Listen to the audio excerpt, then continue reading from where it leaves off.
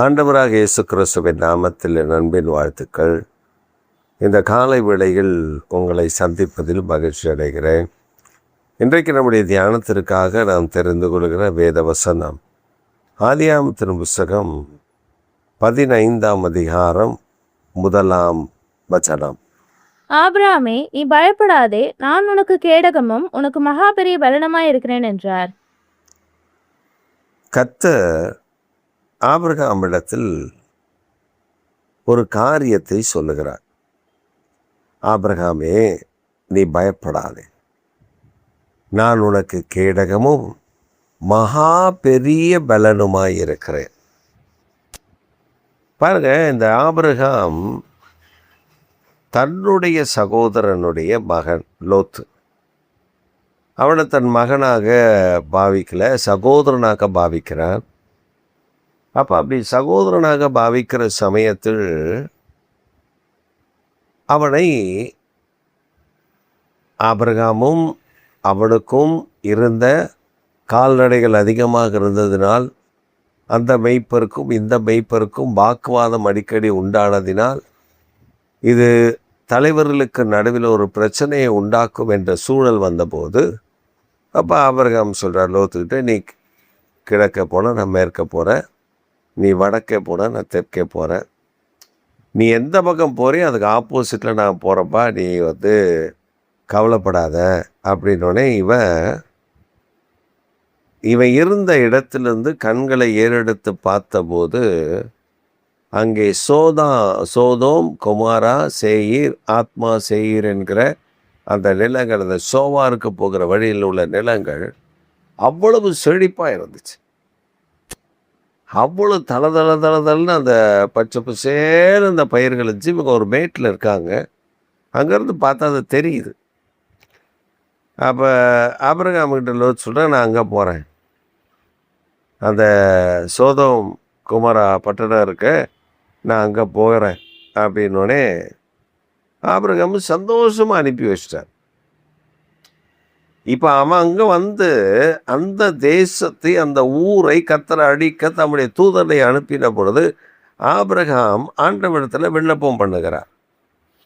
நீ நீதிமானை அடிப்பீரா? நீ துன்மார்க்கரோடு நீதிமானையும் வாரிக்கொள்ளுவீரா?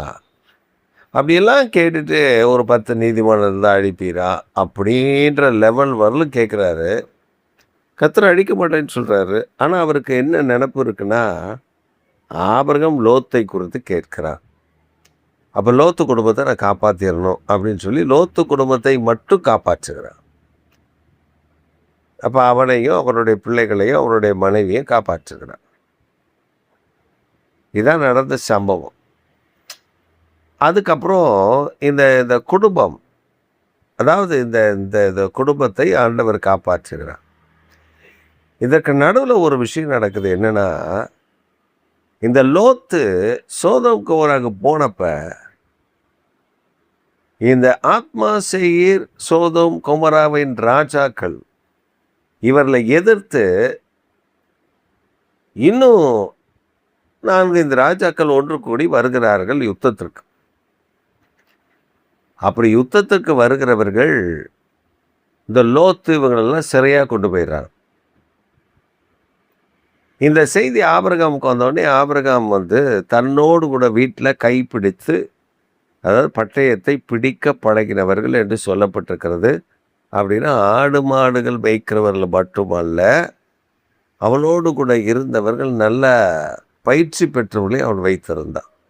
ஏன்னா அடிக்கடி கோஷ்டி முதல்ல அங்கங்கே வரும். அப்போ அவர்கள் தம்முடைய ஜனங்களை அவர்கள் தொடாதபடி பாதுகாத்து கொள்வதற்கு அப்படி ஆட்களை அவனுடைய வேலைக்காரர்கள் இருந்தார்கள். 318 பேரை ஆபிரகாம் கூப்பிட்றான், எல்லாம் வாங்க நம்ம லோத்தை பிடிச்சிட்டாங்க, அவனை எப்படியே காப்பாற்றி கொண்டு வந்துடுவோம் அப்படின்னு சொல்லி போய் அவன் ஃபைட் பண்ணி அவர்களெல்லாம் காப்பாற்றி கொண்டு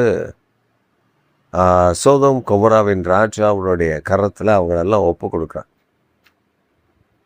அப்போ ராஜாக்கள் சொல்கிறாங்க, நீங்கள் சொத்தெல்லாம் நீங்கள் எடுத்துக்கோங்க, எங்களுக்கு ஆட்களை மட்டும் கொடுங்க. அவன் சொல்கிறான், இல்லை நீ என்ன ஐஸ்வர்யன் ஆக்குறேன்னு சொல்ல வேணாம், கர்த்தர் தான் என்ன ஐஸ்வர்யன் ஆக்குறவர், அதனால் நீ எடுத்துக்கோ, எல்லாத்தையுமே நீ எடுத்துக்கோ, உன் பாதரட்சுடைய பார் கூட வேண்டாம், ஒரு சிரட்டை, அதாவது ஒரு கொட்டாங்குச்சி கூட எனக்கு வேண்டாம். அதெல்லாம் எதுவுமே வேண்டாம். அதாவது தேங்காய் ஓடு கூட எனக்கு வேண்டாம்ப்பா. போ வேலையை பாரு. ஆனால் என்ன, வாலிபர்கள் ஏதாவது எடுத்துட்டானுங்க, வாலிபர்கள் ஏதாவது சாப்பிட்டாங்கன்னா அது சாப்பிட்டது போக மீதி எடுத்துகிட்டு போ அப்படின்ட்டார். ஏன்னா அவன் வாலிபர்கள் ஏதாவது எடுப்பான், சாப்பிடுவான், ஏதாவது பண்ணிடுவான். அவனுக்கு ஏதாவது தேவை இருக்கும், அந்த யுத்தத்தில் ஜெயிச்சு கொண்டு வந்ததில் அவன் ஆசைப்பட்டு எதாவது எடுத்தானா அவன் எடுத்துகிட்டு போட்டான், அது ஒன்றும் பிரச்சனை இல்லை அப்படின்னு சொல்லிட்டார். எனக்கு ஒன்றும் வேண்டான்ட்டார். இந்த சம்பவம் நடந்துச்சுல்ல, இந்த சம்பவம் நடந்ததுக்கப்புறம் ஆபிரகாமுக்கு ஒரு நெருடல் இருக்குது, உள்ள இருதயத்தில் ஒரு நெருடல் இருக்குது. என்னென்னா, நம்ம பாட்டு 318 பேரை கூட்டு போயிட்டோம், நம்ம பாட்டு யுத்தம் பண்ணிட்டோம், அந்த ராஜாக்கள் எல்லாம் ஜெயிச்சிட்டோம். இப்போ அந்த ராஜாக்கள் ஜெயிச்சவன் அவன் கூட்டத்தில் எவனாவது உயிரோடு இருந்தால், அவன் நம்மக்கிட்ட ஆள் இல்லாத நேரத்தில் நம்ம வெளியில் இருப்போம், தியானத்தில் இருப்போம், நம்ம அங்கே போயிருப்போம், இங்கே போயிருப்போம். அந்த நேரத்தில் அவன் நம்மளை தொந்தரவுப்படுத்திடக்கூடாது, நம்முடைய பிள்ளைகளையோ நம்முடைய மனைவிகளையோ அங்கே நம்ம தொந்தரவுப்படுத்திடக்கூடாதுன்னு சொல்லி அவனுக்கு ஒரு பயம் இருந்துச்சு. அவனுக்குள்ள ஒரு பயம், அவங்க ஏதாவது மறுபடியும் நம்மளை அட்டாக் பண்ணுவாங்களோ, நம்ம வெளியில் இருக்கிற நேரத்தில் அங்கே கூடாரத்தில் எதாவது பண்ணிடுவானோ அப்படின்னு ஒரு பயம் இருந்துச்சு. இந்த சம்பவத்துக்கு அப்புறம் கர்த்தர் ஆபிரகாம்கிட்ட சொல்கிறாரு, நீ பயப்படாத. ஏன்டா பயப்படுற? ஏன் பயப்படுற? 318 பேரை நீ கொண்டு போய் உன் வெற்றி சிறந்து அது உன் பலத்தில் நினைக்கிறியா? இல்லை, அது ஏன் பலன். நான் உன் கூட இருந்தேன். இப்போ ஏன் நீ பயப்படுற? அப்போ ஆண்டவர் சொல்கிறாரு, ஆபிரகாமே நீ பயப்படாதே, நான் உனக்கு கேடகமும் மகா பெரிய பலனுமாக இருக்கிறேன். அப்படின்னா என்ன? நான் தான் உனக்கு பாதுகாப்பு. அப்படியே நீ நினைக்கிற மாதிரி எவனால் வந்தான்னு வச்சுக்கேன், உனக்கு அசுர பலம் இருக்கும். அவன் அப்படி லெஃப்ட் ஹேண்டில் டீல் பண்ணி அடித்து தூக்கிட்டு போயிடுவேன். அந்த மாதிரி ஒரு அசுர பலத்தை நான் உனக்கு தருவேன். இப்போ ஆபிரகாம் கிட்ட அவர் சொல்ல, நீ பயப்படாதப்பா, அவன் அப்படி யாரும் வரமாட்டான், வந்தாலும் நான் பார்த்துக்கிறேன், உனக்கு கேடகம், உனக்கு பாதுகாப்பு நான் தான், என் அரணை தாண்டி தான் வரணும். இப்போ இந்த காலை வேளையில் ஏன் ஆண்டவர் இந்த சம்பவத்தை இப்பொழுது உங்களுக்கு சொல்லுகிறாப்புல, நீங்கள் கூட ஏதோ ஒரு காரியத்தை குறித்து பயந்து கொண்டிருக்கலாம்.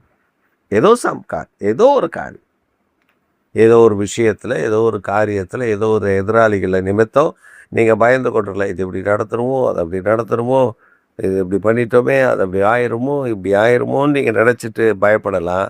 கர்த்தர் உங்களுக்கு தான் பேசுகிறார். என்ன சொல்கிறார் தெரியுமா? பயப்படாதே. ஆபிரகாமே நீ பயப்படாதேன்னு சொன்னார்ல, அந்த இடத்துல உங்கள் பேரை போடுங்க, XRYன்னு ஒரு பேரை போடுங்க, பேரை போட்டு சொல்லுங்க, நீ பயப்படாதே, நான் உனக்கு கேடகமும் மகா பெரிய பலனுமாக இருக்கிறேன். நீ பயப்படாதப்பா, நீ பயப்படாதம்மா, அப்படி ஒன்றும் நடக்காது. நான் உனக்கு கேடகம், மகா பெரிய பலன், நீ மகிழ்ச்சியார். சில நேரத்தில் நாம் நினைக்கிறோம், கர்த்தர் நமக்கு துணை நிற்பாரான்னு நினைக்கிறோம். அவர் நம்ம கூட தான் இருக்கார். அதுக்கு நான் பல சாட்சிகளை நான் சொல்ல முடியும். ஒரு சமயம் ஒரு மலை கிராமத்தில் கூட்டம் நடக்குது. எப்போவுமே மலை கிராமத்தில் கூட்டம் நடத்துகிறோன்னா பகலில் நடத்த இயலாது, பகலில் நடத்த முடியாது. ஏன்னா ஏதாவது லீவு நாளாக தான் நடத்தலாம். ஆனால் மக்கள் எல்லாமே சண்டேனா காலைல சர்ச்சுக்கு போயிடுவாங்க, மற்ற நாட்கள் எல்லாமே வேலைக்கு போயிடுவாங்க. அது எப்போ கூட்டம் வைப்பாங்கன்னா 8 மணிக்கு மேலே தான் கூட்டமே இருக்கும். நீங்கள் பார்த்தீங்கன்னா அது பெரிய, நான் பார்த்து ஆச்சரியப்பட்டிருக்கேன். காலையில் வேலையில் இருப்பாங்க, காலைல 6 மணிக்கு போயிடுவாங்க வேலைக்கு. நைட்டு வச்ச சாப்பாடு கெட்டு போகாதாங்க, அங்கே ஃப்ரிட்ஜெல்லாம் கிடையாது. அதை சூடு பண்ணி எடுத்து பாத்திரத்தில் போட்டு கொண்டு போயிடுவாங்க. அது மத்தியானத்துக்கு அவங்களுக்கு நல்லாயிருக்கும், ஒரு பிரச்சனை இருக்காது. காலையிலையும் அதான் சாப்பிடுவாங்க. அதோட நைட்டு வந்து சமைச்சு சாப்பிட்டுக்குவாங்க. இப்போ அந்த வேலை அந்த சமையல்லாம் முடிச்சு வச்சுட்டு வேக வேகமாக அவங்க 6 மணிக்கு 6:30க்கு வராங்கன்னா சுடு தண்ணி வச்சு குளிச்சுட்டு ஏதோ சமையலை பண்ணி சோத்துக்கத்தை வடித்து ஏதோ ஒரு குழம்பு வச்சு அதை வச்சுட்டு அதுக்கு ஊறுகாலாம் வச்சுருப்பாங்க சுட்டுக்க. அவ்வளோதான். ஏஞ்சி ஓடுறது 8 மணிக்குள்ளே அந்த கூட்டத்துக்கு போயிடும். அப்போ 8 மணிக்குள்ளே அந்த கூட்டத்துக்கு போனால் அந்த கூட்டத்துக்கு போன உடனே அங்கே அந்த கூட்டம் நடக்கும். நடந்து முடியும் போது எப்படி 10 மணி ஆயிரும். 10 மணிக்கு தான் கடைசி பஸ்ஸு.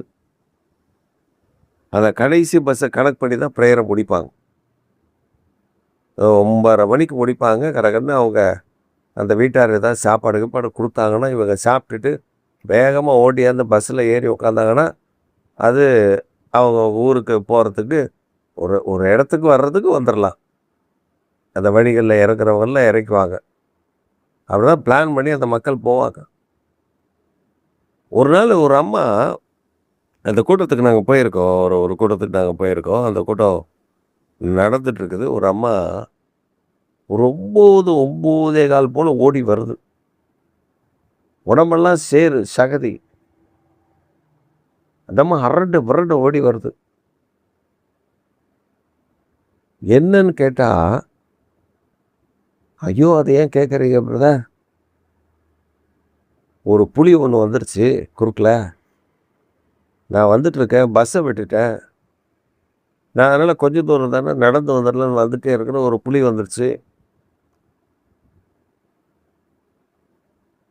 என் மேலே பாஞ்சுது.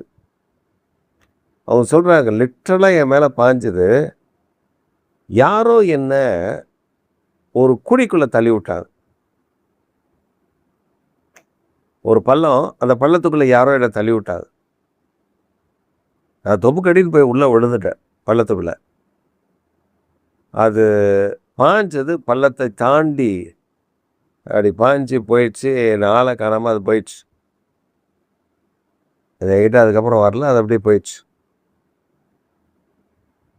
அப்புறமா நான் ஒரு 10 நிமிஷம் எழும்ப முடியல. கை காலெலாம் செம அடி, சேரு, என்ன பண்ணுறதுன்னு தெரில. அப்புறம் அப்படியே பார்த்து பக்குவமாக எழுந்துருச்சு. எங்கேயா புலிகளே வந்தன போதுட்டு கட்டன்னு எழுந்துருச்சு.